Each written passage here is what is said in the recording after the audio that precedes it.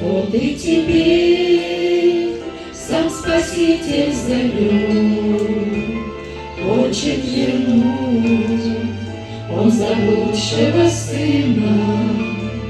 Ты из него и устало поймет, ласково, нежно, с любовью обнимет, миром покроет любовью своей душу больную твою Он наполнит.